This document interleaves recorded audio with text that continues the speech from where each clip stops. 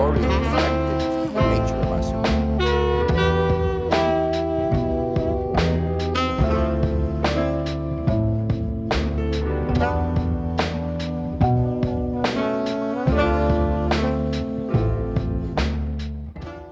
Woody Allen's 1983 film appears to be less popular with audiences and critics than his romantic comedies, but in retrospect, it appears that this film, more than his other works, can capture the spirit and his thoughts are close.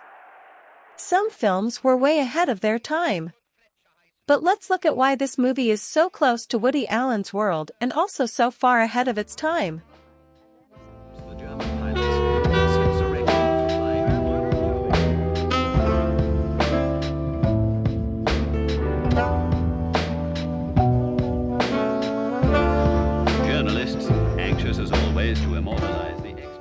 You've tuned into the Unique Perspective channel, where unique perspectives are shared.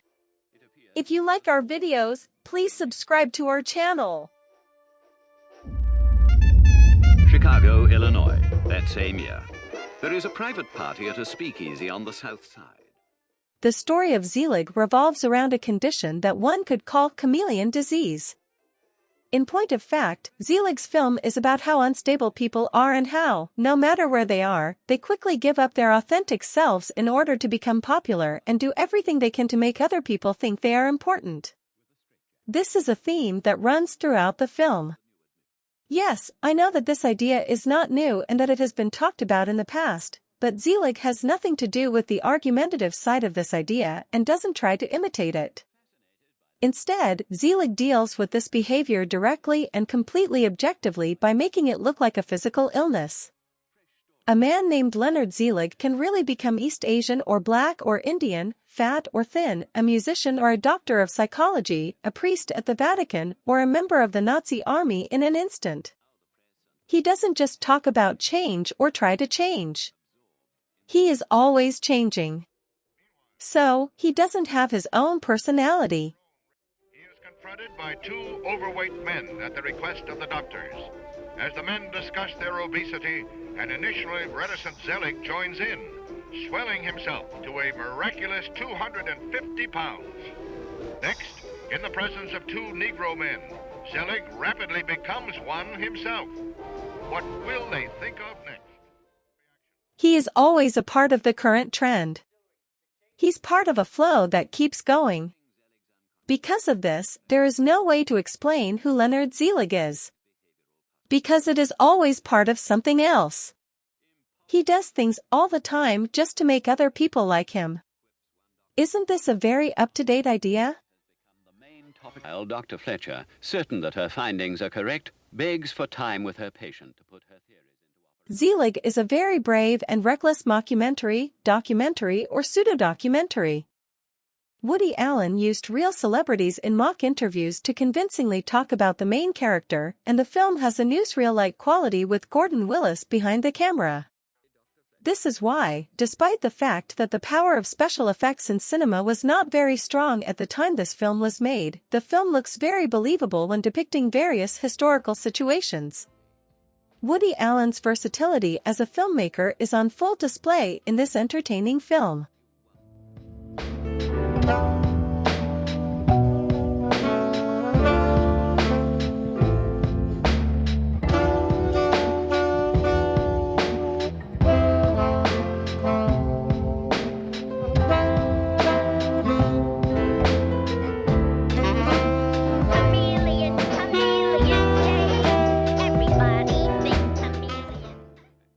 Allen's jokes about American culture and society have never been as dark and biting as they are in this movie.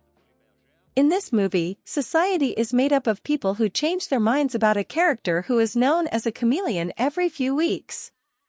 They don't realize that their own actions make them more like this character. At first, they fall in love with Zelig because he is funny and interesting and makes them laugh. Then they hate him because he has gotten married a lot without them knowing. In the next stage, they fall in love with him again because he acted like a hero when he ran away from the Nazis. Society's opinions change frequently even when they are about the same static issue. In fact, Zelig does not change at all, he is always the same. Sometimes, but people seem happy and content with how he acts, and sometimes they seem angry. So maybe it's society, not Zelig, who is a chameleon. And make headlines. Events in the Jersey, a population glutted with distractions, is quick to forget. The 20s come to a crash.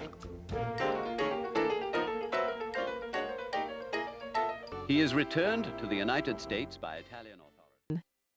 In one scene, Zelig gives a speech to high school students in which he encourages them to be themselves and act as they see fit because it is the American way and people in other countries do not have the freedom to think independently. Right after this scene, we see a series of images of how people in different professions reacted to Zelig's choices.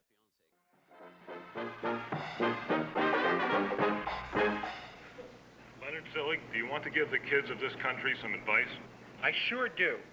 Kids, you got to be yourself. You know, you can't act like anybody else just because you think that they have all the answers and you don't. You have to be your own man and learn to speak up and say what's on your mind. Now, maybe they're not free to do that in foreign countries, but that's the American way. You can take it from me because I used to be a member of the reptile family, but I'm not anymore.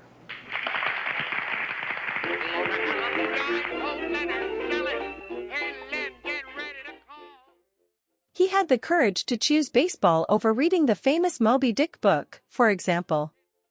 Because of this, political parties, intellectual groups, and scientific associations all see him as a powerful sign of their own ideas, and American society also looks up to him as a role model. Don't you think these ironies seem more modern than they did in 1983, given the world we live in now, the way politicians act, and the role of the internet and social networks? Tell me why you assume the characteristics of the person you're with. It's safe. What do you mean? What do you mean safe? Safe. To be like the others. You want to be safe? I want to be liked. Huh?